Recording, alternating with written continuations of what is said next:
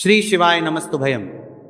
आज हम आपको एक बेहद अनमोल जानकारी देने जा रहे हैं। पंचांग के अनुसार कार्तिक मास के शुक्ल पक्ष की एकादशी को देवउठनी, देवोत्थान और प्रबोधिनी एकादशी कहते हैं। इस दिन भगवान विष्णु 4 महीने के शयन के बाद जागते हैं। बहुत सी जगहों पर इस दिन तुलसी विवाह भी कराया जाता है। इस दिन से चतुर्मास का समापन होने के साथ ही मांगलिक कार्य भी प्रारंभ हो जाते हैं। आइए जानते हैं साल 2025 में देव उठनी एकादशी की सही तारीख, पूजा व पारण का शुभ मुहूर्त, पूजा विधि और इस दिन क्या करें क्या ना करें।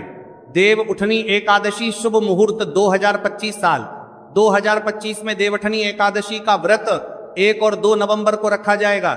एकादशी तिथि प्रारंभ होगी 1 नवंबर सुबह 9:11 एकादशी तिथि समाप्त होगी। 2 नवंबर सुबह 7:31 अभिजीत मुहूर्त होगा। सुबह 11:42 से दोपहर 12:27 पारण का समय होगा। 2 नवंबर दोपहर 1:11 से दोपहर 3:23 हरिभाषर समापन होगा। दोपहर 12:55 देवउठनी एकादशी पूजा विधि एकादशी के दिन सुबह स्नान के बाद व्रत का संकल्प लें और भगवान विष्णु की विधिवत पूजा करें। 1 नवंबर शनिवार को पड़ने वाली देवउठनी एकादशी के शुभ अवसर पर यदि आप ये एक चीज खा लेते हैं तो आपके जीवन से गरीबी हमेशा के लिए समाप्त। भक्तों, आने वाली 1 नवंबर देवउठनी एकादशी के खास दिन पर जिन लोगों के घर में बनाई खाई जाती है, ये 3 चीजें उनके घर में पूरे साल होती हैं। धन दौलत की वर्षा। जी हां भक्तों, 1 नवंबर 2025 को पड़ने वाली देवउठनी एकादशी जो के दौरान पड़ने वाली प्रथम अमावस्या है। यह अमावस्या बहुत ही शक्तिशाली और चमत्कारी अमावस्या है, क्योंकि यह के महीने में पड़ी है, का दिन चल रहा है, इसलिए इसका महत्व और भी अधिक बढ़ गया है। महिलाएं देवउठनी एकादशी का व्रत अपनी इच्छा पूर्ति तथा घर में सुख समृद्धि के लिए रखती हैं। वैसे तो यह व्रत मौन रहकर रखा जाता है, मगर आपको देवउठनी एकादशी के दिन एक चीज जरूरी खा लेना है। इससे आपकी धन दौलत में वृद्धि तो होगी होगी, साथ में आपके घर में धन दौलत की वर्षा होगी। इसीलिए भक्तों, आप अपने फायदे के लिए इस वीडियो को पूरा ही देखें, आधा अधूरा ना देखें। कई लोग होते हैं जो वीडियो को बीच बीच से देखते हैं, काट काट कर देखते हैं, और फिर ऐसे व्यक्ति को जीवन में कभी सफलता हासिल भी नहीं हो सकती। इसलिए वीडियो को आधा अधूरा छोड़कर ना जाए, आप वीडियो को पूरा ही देखा करें, क्योंकि भक्तों पूरे के पूरे 144 वर्षों के बाद दुर्लभ संयोग में पड़ने जा रही है। और पूज्य गुरु जी ने कहा है कि 1 नवंबर देवउठनी एकादशी के दिन भले ही कुछ मत खाना, लेकिन यह एक चीज जरूर खा लेना। भगवान भोलेनाथ जी और माता लक्ष्मी जी के आशीर्वाद से आपके घर में इतना पैसा आएगा कि संभाल नहीं पाओगे। साथ ही हम आपको यह भी बताएंगे कि हाँ, कुछ भी हो जाए, लेकिन 1 नवंबर सर्वपवित्र अमावस्या पर ऐसा भोजन घर में भूलकर भी मत बनाना और ना ही उसे खाना, पूरा घर परिवार बर्बाद हो जाएगा। साथ ही भक्तों, इस वीडियो में जानिए 1 नवंबर देवउठनी एकादशी पर ऐसा क्या खाना चाहिए जिससे कि आपके जीवन में भगवान भोलेनाथ की कृपा प्राप्त हो। साथ ही इस वीडियो में हम आपको यह भी बताएंगे कि 1 नवंबर देवउठनी एकादशी पर भूलकर भी ये 4 काम कभी मत करना, नहीं तो बर्बाद होते देर नहीं लगेगी। साथ ही भक्तों, देवउठनी एकादशी पर आपको ये 7 काम कभी नहीं करने चाहिए। जो भी माताएं बहनें सर्वपितृ अमावस्या के दिन इन 7 कामों को करती हैं तो उसकी जिंदगी बर्बाद हो जाती है, उसके घर में कंगाली छा जाती है। और जिस घर में भी ये 7 कार्य होते हैं, माता लक्ष्मी ऐसे घर से हमेशा के लिए चली जाती है। भक्तों, साथ में हम आपको यह भी बताएंगे कि 1 नवंबर देवउठनी एकादशी के दिन अगर आप इन चीजों का दान कर देते हो तो आपके घर में कभी धन की कमी नहीं होगी, हमेशा ही रुपया पैसा आपके घर में आएगा। तो माई ना संग, हम आपको ऐसी ज्ञानवर्धक जानकारी बताने का आपसे कोई पैसा नहीं लेते, बिल्कुल फ्री में जानकारी उपलब्ध कराते हैं। इसीलिए आप वीडियो को पूरा ही देखें, आधा अधूरा ना देखें। कई लोग होते हैं जो वीडियो को काट काट कर देखते हैं, बीच बीच से देखते हैं, और फिर ऐसे व्यक्ति को जीवन में कभी सफलता हासिल भी नहीं हो सकती। इसलिए वीडियो को आधा अधूरा छोड़कर ना जाए, आप वीडियो को पूरा ही देखा करें। चलिए भक्तों, अब हम जान लेते हैं कि 1 नवंबर सर्वपितृ अमावस्या के दिन कौन सी चीज जरूर ही खाने के लिए लेना चाहिए।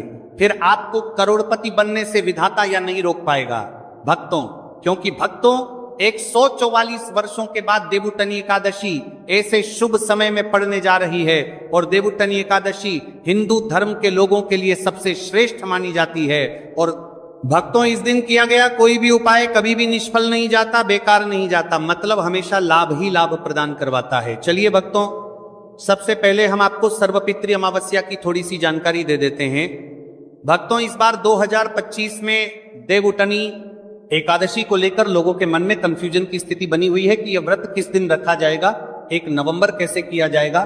आंवला दान करना विशेष रूप से शुभ माना जाता है।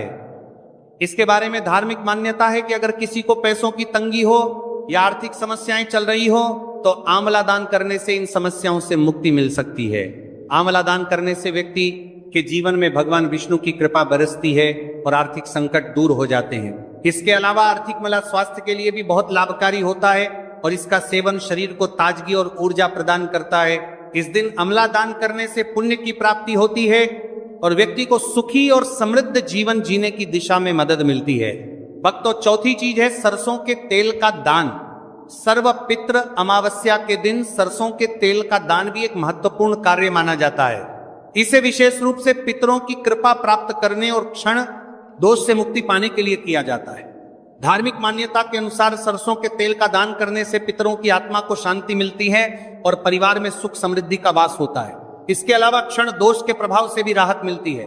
यह माना जाता है कि यदि किसी व्यक्ति के जीवन में शनि का दोष है तो सरसों के तेल का दान करने से शनि की प्रतिकूल प्रभावों से मुक्ति मिलती है और जीवन में सकारात्मक बदलाव आता है। इसके साथ ही सरसों के तेल का दान करने से व्यक्ति के जीवन में सुख, शांति और समृद्धि का वास होता है।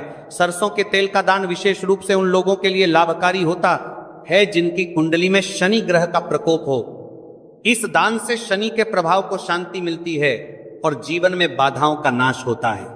भक्तों, हमने वीडियो के डिस्क्रिप्शन में अपने एक टेलीग्राम चैनल का लिंक पिन किया है जिसे आप ज्वाइन कर लीजिए, जहां पर हम आपकी कुंडली, राशि और त्योहारों के मनाने की विधि और उपायों के बारे में बताते हैं और साथ में वास्तु से जुड़ी सारी जानकारी देते हैं। इसलिए देर ना करते हुए दी गई लिंक पर क्लिक करके तरस से निषेध है।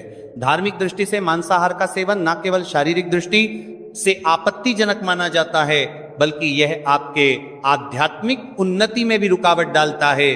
मांसाहार से शरीर में तामसिक गुण बढ़ते हैं जो मानसिक शांति और संतुलन को प्रभावित करते हैं। हमारा करते हैं वह सर का सल। अरे, शास्त्रों में यह कहा गया है कि मांसाहार से शरीर और मन में राजस और तामसिक गुण बढ़ते हैं जो भक्ति के मार्ग में बाधा उत्पन्न करते हैं। इसलिए इस दिन मांसाहार, अंडे, मछली, मुर्गा या किसी भी प्रकार के मांस का सेवन नहीं करना चाहिए। आपको इस दिन शुद्ध और सात्विक भोजन करना चाहिए, जैसे ताजे फल, दाल, चपाती, खिचड़ी आदि जो आपके शरीर और मन दोनों को शुद्ध रखते हैं। यह व्रत के उद्देश्य के साथ पूरी तरह से मेल खाता है और भगवान विष्णु की कृपा प्राप्त करने में मदद करता है। भक्तों, अब हम बात करते हैं दूसरी चीज की जो इस दिन वर्जित है। खट्टे पदार्थ, खट्टे भोजन जैसे आम, इमली, दही और खट्टे फल आदि का सेवन इस दिन नहीं करना चाहिए।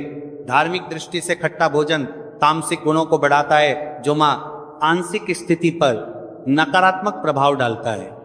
खट्टे पदार्थों से शरीर में नकारात्मक ऊर्जा का संचय होता है जो आपके व्रत के उद्देश्य के खिलाफ होता है। जब आप खट्टे पदार्थों का सेवन करते हैं तो यह आपके मन को चंचल और अशांत बना सकता है जिससे पूजा और भक्ति में विघ्न उत्पन्न हो सकता है। इसके अलावा खट्टा भोजन शरीर के ऊर्जा स्तर को भी असंतुलित कर सकता है, इसलिए इस दिन खट्टे भोजन कर सकता है। इसलिए आपके मन को चंचल ऊर्जा स्तर को भी असंतुलित कर सकता है, इसलिए पदार्थों से बचना चाहिए। यदि आपको कुछ ताजगी और स्वाद चाहिए तो आप हल्के मीठे फल जैसे केला, सेब या नारियल का सेवन कर सकते हैं। ये फल न केवल स्वादिष्ट होते हैं बल्कि आपके शरीर और मन को भी शांति प्रदान करते हैं। भक्तों, तीसरी और महत्वपूर्ण चीज जिसको इस दिन से दूर रखना चाहिए वह नशे से संबंधित पदार्थ। देवउठनी एकादशी के दिन शराब, तंबाकू, गुटखा, मादक द्रव्यों आदि का सेवन करने से बचना चाहिए। ये नशे के पदार्थ मानसिक और शारीरिक स्वास्थ्य के लिए हानिकारक होते हैं और व्रत के पवित्र उद्देश्य को भी बिगाड़ सकते हैं। धार्मिक दृष्टि से नशे के पदार्थों से शरीर और मन में अशुद्धि करते रहेगा और बढ़ता परिवार आदि का सेवन करना चाहिए। आदि का सेवन करने से बचना चाहिए और बढ़ता परिवार आदि का सेवन करने से बचना आती है जो आपके व्रत और भक्ति की शक्ति